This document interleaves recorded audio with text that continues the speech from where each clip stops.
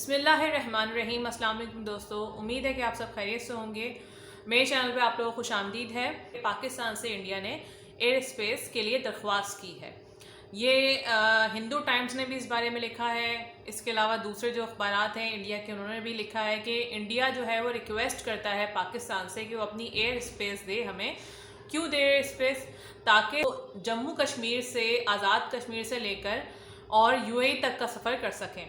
اب اس کے پیچھے کہانی کیا ہے؟ کہانی یہ ہے کہ یو اے جو ہے وہ انویسٹمنٹ کرنے جا رہا ہے جموں کشمیر کے اندر، اور وہ کہتے ہیں کہ مودی سرکار یہ فرماتی ہے کہ یو اے جو ہے بالکل یو اے کی طرز کا جو ہے جموں کشمیر بنا دیں گے، اور اس سلسلے میں جو ہے وہاں پہ باقاعدہ دستاویزات جو ہے درمیان میں یو اے اور انڈیا کے درمیان دستخط ہو چکے دستاویزات پہ، اور یہ تقریباً یہ کام شروع ہونے والا ہے۔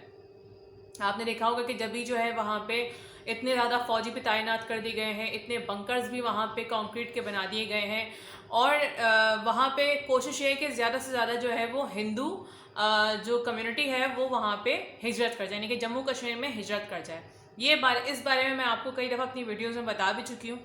اب ہم آگے کی بات کریں گے کہ ابھی جو ریکویسٹ کی ہے پاکستان سے وہ کیوں کی ہے۔ وہ اس لیے کی کیونکہ جموں کشمیر سے جو ہے وہ پاکستان جو ہے وہ اپنی ایئر اسپیس دے آزاد کشمیر کے حصے کی، اور آزاد کشمیر سے سیدھا جو ہے وہ یو اے انڈیا کا جو جہاز ہے وہ جائے، اور وہاں پہ آنے جانے میں ان کو کوئی دقت نہ ہو، یعنی کہ انڈیا کا جو جہاز ہے وہ آرام سے پاکستان کی ایئر اسپیس استعمال کرتا ہوا یو اے تک جا سکے، یعنی کہ اس کی وہاں تک جو رسائی ہے وہ یو اے تک ہو سکے پاکستان کے ذریعے۔ پاکستان ایسا کیوں کرے؟ انڈیا جو ہے ہمیشہ پاکستان کے خلاف کام کرتا ہے۔ پاکستان کیوں کرے؟ اس لیے پاکستان نے ایئر اسپیس دینے سے انڈیا کو منع کر دیا۔ انڈیا کو اصل میں ڈبل کرایہ پڑے گا، یا پھر خرچہ ڈبل پڑے گا اگر وہ راجستھان سے یو اے جاتا ہے، لیکن جب اگر وہ جموں کشمیر کو، کیونکہ سیدھا جموں کشمیر میں یو اے سے ڈائریکٹ جموں کشمیر ہو جائے گا، تو اس لیے جو ہے جموں کشمیر سے آزاد کشمیر، آزاد کشمیر سے یو اے ڈائریکٹ ہو جائے گا۔ تو اس سلسلے میں جو ہے وہ انڈیا کافی کوششیں کر رہا ہے، منتیں کر رہا ہے، لیکن پاکستان نے صاف انکار کر دیا ہے۔ اچھا، یہ تو ایک نیوز تھی پاکستان اور انڈیا کے حوالے سے۔ اب ہم بات کریں گے انڈیا اور پاکستان کے کانفلکٹ کے حوالے سے، یعنی کہ کیا ایسی صورتحال ہے کہ انڈیا پاکستان میں بار بار اس کے جو ہے وہ کارندے پکڑے جاتے ہیں یا اس کے مہرے پکڑے جاتے ہیں، اور ان سے جب انکشافات ہوتے ہیں تو پتہ چلتا ہے کہ پیچھے را کا ہاتھ ہے، پیچھے انڈیا کا ہاتھ ہے، پیچھے جو ہے مودی حکومت کا ہاتھ ہے۔ پاکستان کے شہر کراچی کے قبرستان، یعنی کہ پاکستان کا جو شہر کراچی ہے، سب سے بڑا شہر ہے کراچی، اس کا قبرستان ہے شیرشاہ کا ایک علاقہ ہے، اس کا ایک قبرستان ہے، اور وہاں سے جو ہے وہ اطلاعات آئی تھیں کہ اس جگہ کے بارے میں اطلاعات آئی تھی کہ وہاں پہ دہشت گرد تقریباً 4 یا زیادہ دہشت گرد موجود ہیں جن کا تعلق را سے ہے۔ جب سیکیورٹی فورسز نے وہاں پہ کارروائی کی تو پتہ چلا کہ وہاں پہ جو لوگ تھے ان کے پاس اچھا خاصا اسلحہ بارود بھی موجود تھا، اور وہ پاکستان کے کچھ علاقوں میں باقاعدہ بوم بلاسٹ کرنے کی تیاری کر رہے تھے۔ اچھا، ایک تو یہ ایک نیٹ ورک پکڑا گیا، اور چاروں کو 4 لوگ وہاں سے پکڑے گئے تھے، اور چاروں کو جو ہے وہ پکڑ لیا، اور ان کا تعلق نکلا بیسکلی بلوچ لبریشن سے۔ بلوچ لبریشن کے بعد جو ہے ان کا تعلق نکلا ٹی ٹی پی سے، یعنی کہ 2 جو جماعتیں ہیں ان کے ساتھ اس کا تعلق نکلا جو کہ پاکستان میں کالعدم ہے۔ اور وہ کالعدم کیوں ہے؟ کیونکہ ان کے پاس سے انڈین جو نیٹ ورک ہے اس کے ساتھ کنیکشن کے انکشافات ہوئے تھے اور کنیکشنز ملے تھے، اسی لیے جب ان کے اور مزید جو ہے وہ کارروائی ہوئی اور ان سے پتہ چلا اور ان سے جو ہے وہ معلومات اگلوائی گئیں، تو پتہ چلا کہ جو ان کے پاس سارے اسلحہ بارود آیا تھا وہ افغانستان کے ذریعے آیا تھا، اور وہ را کے ایجنٹس نے ان کو پرووائڈ کیا تھا۔ یہ تو ایک کہانی تھی کراچی کے شہر شیرشاہ کے قبرستان کی، جہاں پہ یہ 4 لوگ پکڑے گئے تھے۔ اچھا، کیونکہ رد الفساد چل رہا ہے پاکستان میں اور سارے جو کنیکشن ہے دہشت گردی کا اس کو ختم کرنا ہے، اور یہ ایک آئی ایم ایف کی جو ہے وہ شرط بھی ہے، اور اس لیے ویسے بھی پاکستان جو ہے اس بارے میں بہت زیادہ کوششیں کر رہا ہے، اور آئی ایم ایف کی شرط بھی ہے، دونوں کو ملا کے، یعنی کہ آپ سمجھ لیں کہ ایک تقاضا ہے کہ دہشت گردوں کو پاکستان سے صاف کیا جائے۔ اچھا، یہ آپ کو بتاتے چلوں کہ جو 4 دہشت گرد پکڑے گئے تھے، انہوں نے جو ہے باقاعدہ دھمکی دی تھی تاجران کو، خط لکھا تھا، اور پاکستانی جو ہے وہ انسٹیٹیوشنز کو خط لکھا تھا اور کہا تھا کہ اگر جو یعنی کہ ایجوکیشن کے انسٹیٹیوشنس نے ان کو خط لکھا تھا کہ اگر ہمیں 30 کروڑ کی جو ہے وہ رقم نہ دی گئی، تو اگر نہیں ملتی تو ہم آپ کو اڑا دیں گے. یہ ایک جو ان کی طرف سے بات ہے کہ انہوں نے خط لکھے تھے باقاعدہ، تو وہ یہ انہی خطوں کے ذریعے جو ہے یہ پکڑے گئے.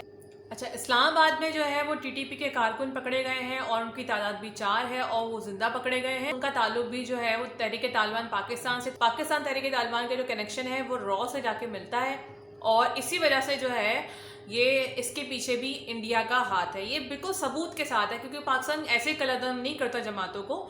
پاکستان میں قلعدم کی گئی ہیں جماعتیں کیونکہ ان کے پیچھے انڈیا کا نیٹ ورک نکلتا ہے. ہمیشہ جو بھی قلعدم کی ہوئی جماعتیں ہیں، ان جماعتوں کا نیٹ ورک پیچھے سے باہر کے سورسز کے ساتھ ملا ہوا ملتا ہے. اچھا، اس کے علاوہ جو ہے تقریباً 9 جو ہیں وہ را کے ایجنٹ، باقاعدہ ایجنٹ جو ہے مستونگ میں، ان کو جو ہے وہ اڑا دیا تھا پاکستانی فورسز نے کارروائی کر کے. مستونگ کوئٹہ کی بات بتا رہی ہوں میں آپ کو. وہاں پہ ان کا پورا ان کے پاس سے بارودی مواد نکلا تھا اور اسلحہ بھی بہت تعداد میں نکلا تھا، اور ان کے پاس سے جو چیزیں نکلی تو اس سے پتہ چلا کہ ان کا تعلق جو ہے وہ انڈیا سے تھا. دیکھیے، بھارت کی طرف سے الزام لگایا جاتا ہے کہ خالصتان کی تحریک ہو یا جو کسان تحریک، جو خالصتان کی تحریک ہے وہ، بنگلہ دیش میں جو فسادات ہوئے ہندوؤں کے ساتھ وہ، جموں کشمیر جو مجاہدین لڑ رہے ہیں وہ، یا اس میں کہیں بھی جو اس کے ملک میں فساد ہوتا ہے وہ سارا اس کے پیچھے پاکستان کا ملک شامل ہے. یعنی کہ پاکستان جو ہے وہ ایسے گھنونی سازشیں کرتا ہے بقول ہندوستان کے کہ وہ ہر فساد میں پاکستان کو، ان کو ہر فساد میں جہاں ان کو مشکل آ رہی ہوتی ہے وہاں پہ پاکستان ان کو دکھنا شروع ہو جاتا ہے. پاکستان نے باقاعدہ ثبوتوں کے ساتھ اقوام عالم میں متعدد بار جو ہے وہ خطوط لکھے اور متعدد جگہوں پہ، متعدد ملکوں میں جو کہ بڑی جو ہے وہ طاقتیں کہلاتی ہیں، ان تک یہ خطوط پہنچا دیے گئے ہیں. اور اقوام متحدہ میں بات جا چکی ہے کہ پاکستان کی طرف سے باقاعدہ ثبوت دیے گئے ہیں کہ کس طرح سے انڈیا کا جو ہاتھ ہے ان کارروائیوں میں، جو پاکستان میں دہشت گردی ہو رہی ہے. یعنی کہ دہشت گردوں کے جو پیچھے بہت بڑا نیٹ ورک نکلتا ہے وہ را کا نکلتا ہے، اور را انڈیا کی ایجنسی ہے. اب بات کریں گے ہم بھارتی میڈیا کے حوالے سے. بھارتی میڈیا چیخ چیخ کے ہر وقت باتیں کرتا رہتا ہے. ایسا لگتا ہے کہ بھارتی میڈیا جو ہے وہی کرتا دھرتا ہے بھارت کا. اب سلسلہ یہ ہے کہ جو مجاہدین ہیں یا پھر اگر جو ہے وہ مختلف ایشوز آتے ہیں بھارت کے اندر، تو اس کے بدلے میں بھارت کیا کہتا ہے؟ بھارت کا میڈیا کہتا ہے جی آپ جو ہے وہ چڑھ دوڑیں پاکستان کے اوپر، پاکستان کے خلاف کوئی ایسی کارروائی کیوں نہیں کرتے مودی جی کہ پاکستان کو نقصان پہنچے جس طرح سے پاکستان ہمیں نقصان پہنچا رہا ہے. یعنی کہ وہ اشتعال انگیز گفتگو کرتے ہیں. بھارتی میڈیا جو ہے وہ اس طرح سے کرتا ہے کہ جو وہاں کے افراد ہیں، جو لوگ ہیں، ان کو نفرت آ جائے پاکستان سے. تو یہ نفرت اتنی زیادہ پھیلائی ہوئی ہے، تکبرانہ رویہ ہے بھارتی میڈیا کا، وہ کم نہیں ہوتا. چاہے وہ میچ چاہے وہ جو ہے وہ میڈیا ان کے میچ کے بارے میں بات کرے، جس طرح سے ہے جو ہے وہ انڈین کرکٹ ٹیم جو ہے وہ ہار کے آئی ہے انڈیا میں، اور بہت بری طریقے سے ہار کے آئی ہے. بے شک انہوں نے میچ فکس کیا لیکن اس کے باوجود بھی وہ کامیاب نہیں ہوئے، بلکہ وہ بھی اس ٹیم کو بھی لے ڈوبے جس کو انہوں نے ساتھ ملایا تھا.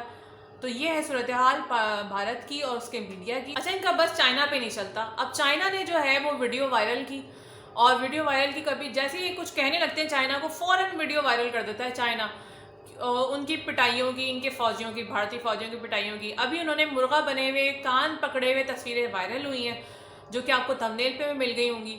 اور چائنا کی جو فوجیوں کی طرف سے جو ہے وہ بھارتی فوجیوں کی درگت بنائی گئی، وہ ساری ویڈیوز جو وائرل ہوئی ہیں اور جو تصویریں وائرل ہوئی ہیں وہ میرے تھمبنیل پہ آپ کو مل جائیں گی.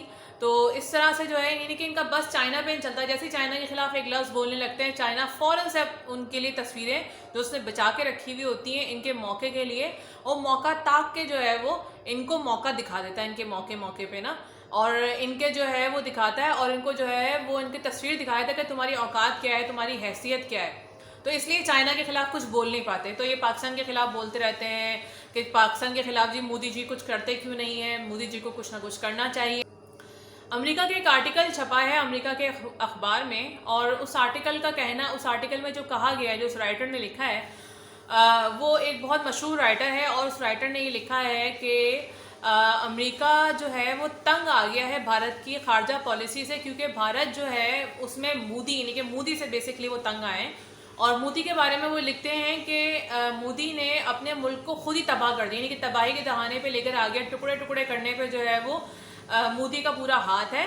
اور اسی کی وجہ سے جو ہے وہ چین کو موقع ملا کہ اس نے اپنی جو ہے وہ حیثیت منوائی، کیونکہ اس نے کیا کیا کہ اپنے ملک میں اس نے اتنے فسادات کیے کہ اپنے ملک میں لگ گیا، اور اس نے صرف فساد ہی بھڑکایا. اور چین کو موقع کیا ملا کہ اس کے جو حریف تھے، یعنی کہ اس کا اشارہ جو تھا وہ بیسکلی بنگلہ دیش کی طرف تھا، کیونکہ بنگلہ دیش جو تھا وہ بیسکلی انڈیا کا دوست تھا، دوست ملک تھا، دوستی بہت تھی ان کے درمیان. لیکن کیا ہوا کہ وہاں میں مودی نے اپنی جو ہے وہ فسادات کروا کے اور اس کے بعد یہ کیا کہ وہاں پہ بنگلہ دیش کے ساتھ بھی تعلقات کو خراب کر دیا، اور تعلقات خراب ہوئے تو چین کے ساتھ جا کے بنگلہ دیش کی دوستی ہو گئی. دوستی تو پہلے سے تھی لیکن اور مضبوط ہو گئی، اور پھر بنگلہ دیش کی دوستی چین نے پاکستان سے کروا دی. تو جو اس کے دوست بھی تھے وہ اس کے دشمن بن گئے. اس نے اپنے ملک کو بھی تباہ کیا، اور جو اس کے دوستی تھی دوسرے غیر یعنی کہ باہر کے ملکوں سے، جو چار دیواری سے باہر اس کی ساری دوستیاں تھیں اس ملک کی، وہ بھی اس نے مودی نے آ کے ختم کر دی. تو یہ وہ لکھتا ہے امریکہ کا جو رائٹر ہے آرٹیکل کے اندر کہ ہم تو یعنی کہ مودی نے اس طرح کا کام کیا ہے کہ اس نے اپنی جو ملک کو آ کے خود ہی تباہ کر دیا ہے. بات کریں گے کشمیر کی، اور کشمیر کے حوالے سے بات کرتے ہوئے بتائیں گے کہ کس طرح سے جو ہے وہ بی جے پی اور مودی حکومت یا بھارت جو ہے وہ کشمیر کے اندر حالات خراب کر رہی ہے. اس کی مثال یہ ہے کہ پولیس جو مین تھے، پولیس مین یعنی کہ جو ہے وہ کس طرح سے اس کے گھر کے آگے مارا گیا اور الزام لگا دیا مجاہدین پہ. اور جبکہ وہ جو افسر تھا، جو پولیس کا وہ افسر تھا، اس کا نام تھا توصیف احمد. اور اس کے بعد پھر سرچ آپریشن، جیسے کہ اس کی روایت رہی ہے، ریت رہی ہے کہ اس نے سرچ آپریشن شروع کر دیتا ہے، اس کے بعد پھر جوانوں کو اٹھاتا ہے، وہاں سے نہتے لوگوں کو تنگ کرتا ہے، اور اس کے بعد پھر وہ اس کی وہی کارروائیاں شروع ہو جاتی ہیں. یعنی کہ یہ خود سے مارتا ہے لوگوں کو، مارنے کے بعد ٹارگٹ کرتا ہے، ٹارگٹ کرنے کے بعد پھر اس کے آگے کیا اس کی پلاننگ ہوتی ہے کہ جا کے ہم سرچ آپریشن کریں گے، اس کو بیس بنا کے. سرچ آپریشن کرنے کے بعد جو ہے وہاں پہ لوگوں کو اٹھاتا ہے، ان کو لے جا کے ان کے اوپر تشدد کیا جاتا ہے. نسل کشی کرنے کے باوجود بھی کشمیریوں کو وہاں سے نکال نہیں سکے. ایک سمجھ لیں کہ ہمت اتنی زیادہ ہے کہ ان کے سامنے اس کی جو نفرت ہے وہ نہیں ٹھہر سکتی. اب بات کریں گے مجاہدین کے حوالے سے. جی، مجاہدین کے ساتھ ان کا ابھی تک انکاؤنٹر چل رہا ہے، ان کو کوئی فائدہ نہیں ہو رہا، ایک مجاہد یہ لوگ نہیں مار سکیں. نیکسٹ ویڈیو میں پھر ملاقات ہوگی نئے اپڈیٹس کے ساتھ. اپنا بہت خیال رکھیے گا. اللہ حافظ.